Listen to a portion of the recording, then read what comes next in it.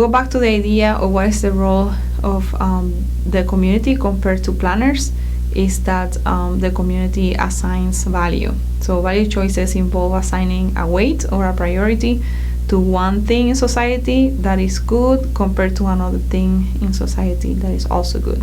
So in figure 2.1, someone who supports policy A believes that the social good on the left side is of the scale is more than twice as important as the social good in the right side. So policy B strives to give them equal weight, and policy C reserves the priority. So, for example, in the decision of the Planning Commission in making the building not as large or dense, so they were saying, yes, we like affordable housing, but we care more than the number of units of affordable housing about the sense of place, and keeping the buildings not as large. So it's not that the affordable housing wasn't important for the commission, it's just that the other issue of density and breaking the building and the aesthetic of it was actually most important for most of the commissioners. So that's an example of like the values underlying policy decision. This is like why sometimes you see a lot of communities, and we will see that in the future of this presentation, that you can have like people who say, yes, providing for the homeless is important, but it's not as important as my property values. So again, they will defend saying like, oh no, it's not that I don't want the homeless to have a home, it's just that, again, I care about my property value. So the whole question is like, well, they should have a home, but somewhere else, not here. And this is like the whole idea of like not in my backyard movements. So this goes back to the idea that there's no one single public, but there are multiple publics with competing ideas as well. So people will have different values. Some people might say that affordable housing is more important. Other ones will think that sense of place is more important, and so on. But democracy is intended precisely to give the people power over choices about the ultimate aims and goals of government action. It is not unusual for people in a local area to agree on values that are different from those held by the national public. So public participation is not limited to government agencies. The author points that in market economies, many of the resources of their society are in the hands of private institutions, so they will also use public participation for the decision making. James Creighton discusses what are some of the benefits of public participation. He says that it helps to clarify the objectives and requirements of a project or policy. It forces rethinking of hidden assumptions that might prevent seeing the most effective solution. It considers new alternatives that have been used in the past. So this is because the community oftentimes has a long-term memory, and you might not have that long-term memory as a staff planner. And the public processes or possesses crucial information about existing conditions or how a decision should be implemented. So to summarize, one of the main benefits of public participation is improved quality decisions. Okay.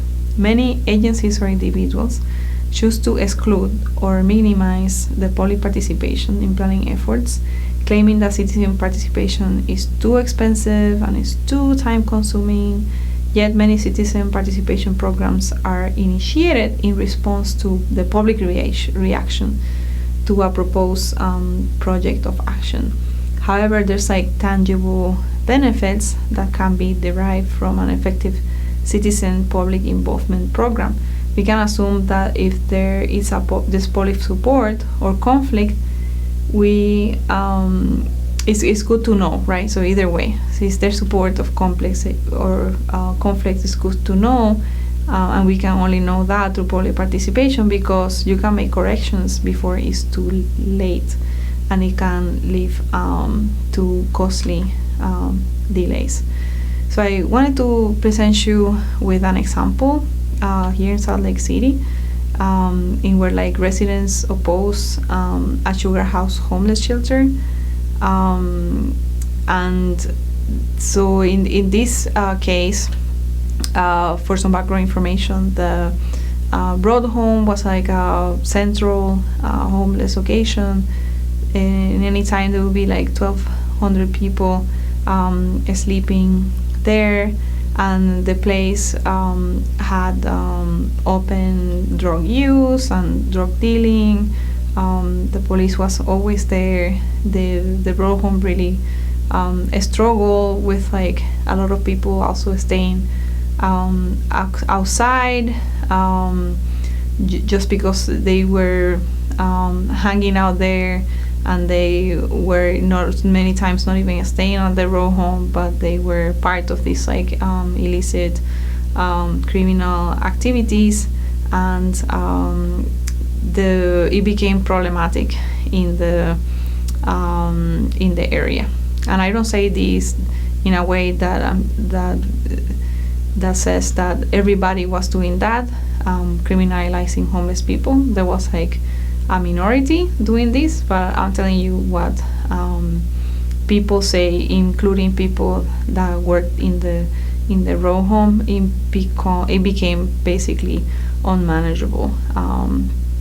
So was the idea of like decentralizing the homeless shelter, breaking up this massive homeless shelter into several. So there would be like a family shelter, a youth shelter, one for women and one for men, and they will be in different parts of the city, and some of the shelters actually will go into other cities, as like homelessness is of course a regional problem.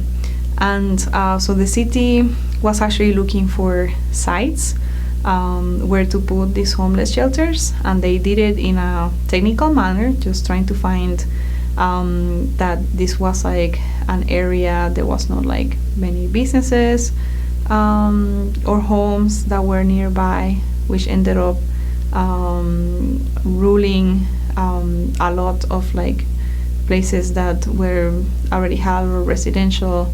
The places end up being a little bit more industrial, and they also wanted to have places that were close to transit lines, to the bus, to the S line, to tracks, so people could move like easier, and places that were of course accessible.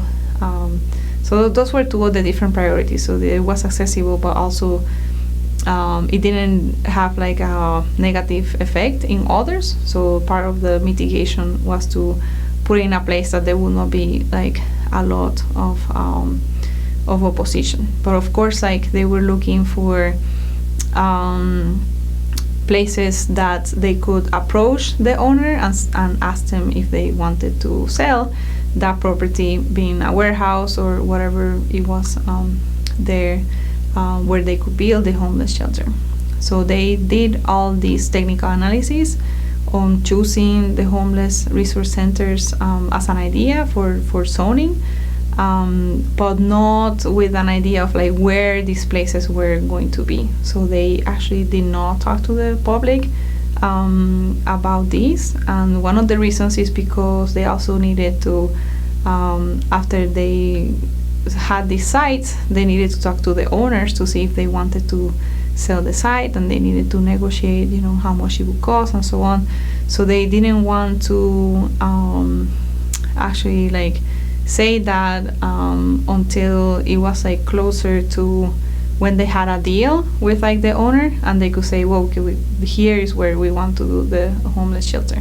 At that time, they released the name of the locations, and in Sugar House, they were planning to do the women and children homeless shelter in Simpson Avenue. So in that place, there's like I will show like a map, but it's kind of also close to some residential areas. There's a lot of vacant lots there as well, but people really organized and they were very upset. You can imagine the arguments that they presented, like they fear about their children's safety, that the character of the place would change, many arguments. And in your homework you will actually look at the plan and look at the different comments and try to summarize what some of those comments. I will also show a short video that speaks about this from KSL in the news.